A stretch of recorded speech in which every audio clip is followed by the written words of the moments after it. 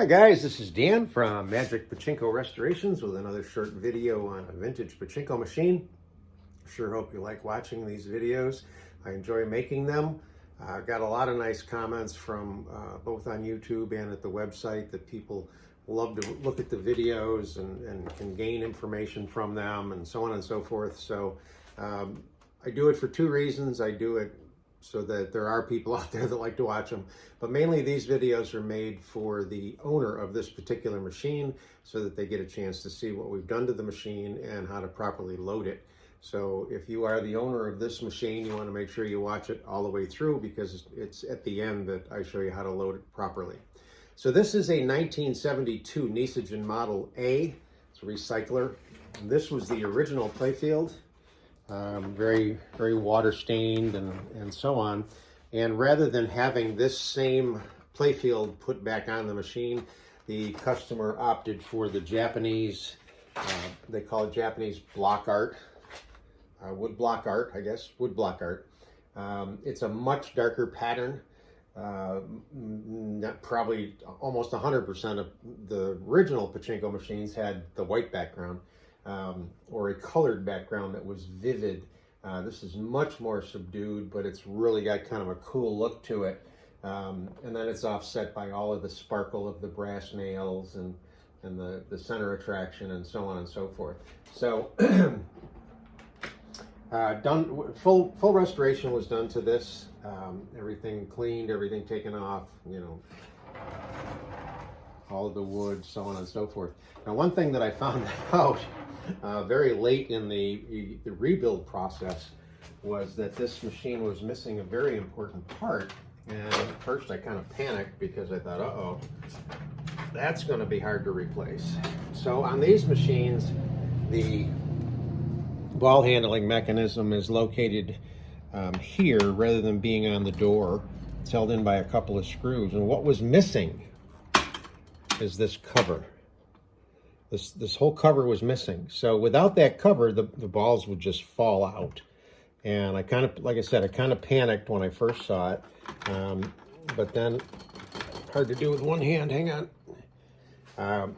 Fortunately, what I was able to do is go into my stock of machines, and I had actually an identical machine to this with the pinwheel in the middle. And it had that part. Whew, so we were good there. And of course, when you restore machines that are 50, 60, 70 years old now, you have to be kind of careful of plastic breaking and so on and so forth. So, of course, if it can go wrong, it will go wrong. This particular part up here is what holds the balls from going into the tray or letting them down. And I like to take this part out when I clean this. And if you're not careful, there's the little studs here, you can break them. Well, that's what happened with the first one. So I went back to the other machine, and as I was taking this part off, this is held in with one of those hard to get off clips, that stud broke. And there wasn't enough stud left to put that clip back on. So what I did is I just very carefully drilled a small hole, put a small screw in there with a washer so it won't come off. So serves the same purpose, a little bit of ingenuity going on there. But again, you got to be kind of careful when you work with these things because they're, I'm not going to say they're easy to break, but they certainly can break, that's for sure. So everything all done on the back, everything looking good. I'm going to plug this in. And this tends to jump over that. Okay. So this little piece of brass right here is what pushes down on the leaf switch. And the way it is the leaf switch should be, both sleeves of that switch should be under this arm. So if when you get it and it's moved around in shipping, if it's something like that where one is above, one is below, whatever, all you have to do is just pull this out a little bit. Again, it's hard to do one-handed. Pull this out, get both leaves under, and then you can see that you see the light, ball out light is on now. Okay, that's what turns it on. There was enough balls in here. This will lift up and turn that off. Okay. All right, so there we go. Back okay. We're good. We're good. Okay. So the most important thing on a Model A is this switch right here. Shut and open. When it's up, that's the cover for the jackpot. When it's up, these little brass fingers are down in the jackpot slots. When it's open, they lift up and let the balls out the dump chute. So make sure that's down and in the shut position. Otherwise, you're going to have pachinko balls all over the floor. So take a handful.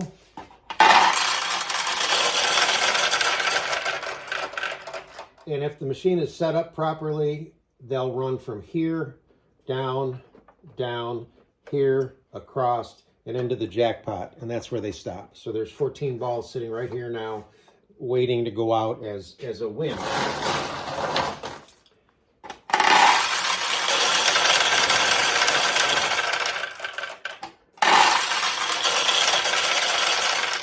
Okay, I don't know if you saw that actually move, but there's enough balls in this tray that this mechanism is saying, I don't need any more right now. So the next batch of balls I put in is going to stay in the upper hopper, and eventually the weight shift will turn the ball out like. Now, what I do suggest is if you have 500 balls,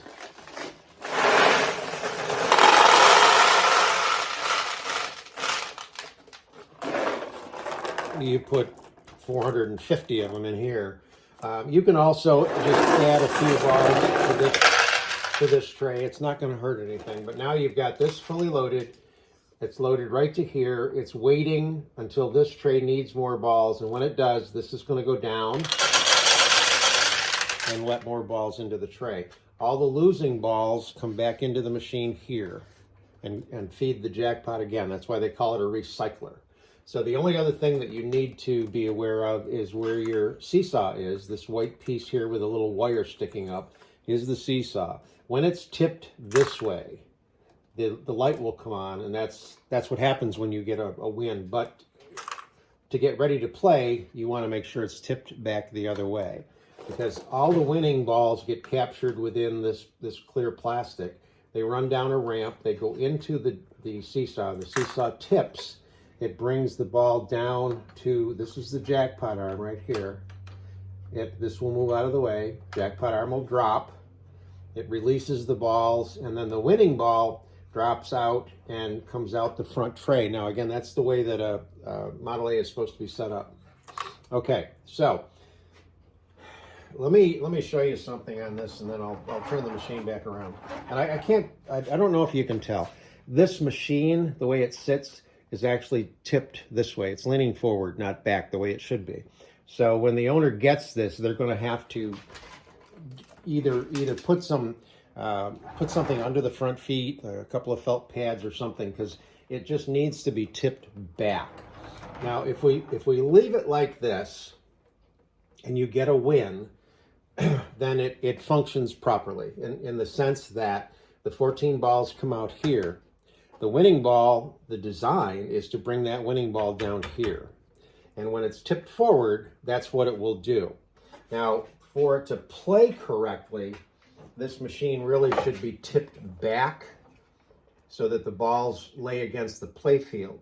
But when you tip it back, more balls than is necessary come out the bottom tray. If you ever have trouble with a Model A like that, you get a win, and again, these 14 go out that way. If this arm right here isn't set up properly, what happens is not all of them make it out the front, and some of them fall down and go out into the second tray. So you got to be very careful with this. And I almost hate to, it's not a secret, but you've got to be careful. And you really have to know what you're doing to adjust it.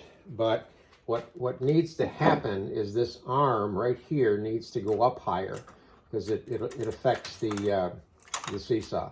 So if you're going to adjust this, you need to get a pretty heavy set of needle nose, and you're going to go in and grab the main part of this. This wire is actually enclosed in that, and you're going to grab this and you're going to bend up gently. So what you want to do is bend it up a little bit, try it a few times. If it's still kicking 2 or 3 balls out, bend it up just a little bit more. Don't grab it and yank and you know, distort it, because that'll only lead to trouble. Okay, so this machine's all set and ready to go. What I am going to do is block it just a little bit so that it will play. It'll play properly, but again, you're going to see now I've got it tipped back too far, but somewhere in between where it's just off center is where you want to be. So you will put some balls in there and then start to launch them. Now, right now I've got the tulips, some of the tulips open.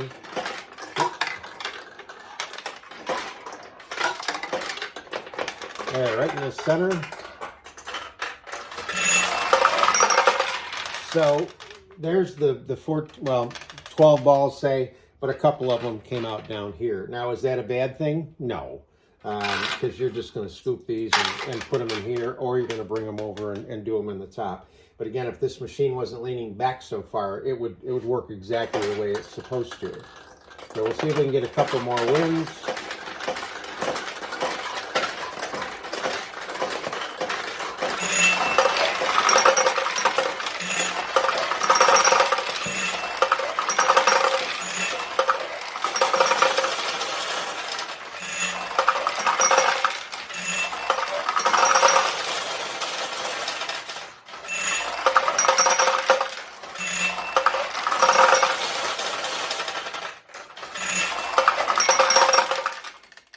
Wow. So that's the 1972 Nishijin Model A with the Japanese woodblock artwork as a background. Hope you liked it.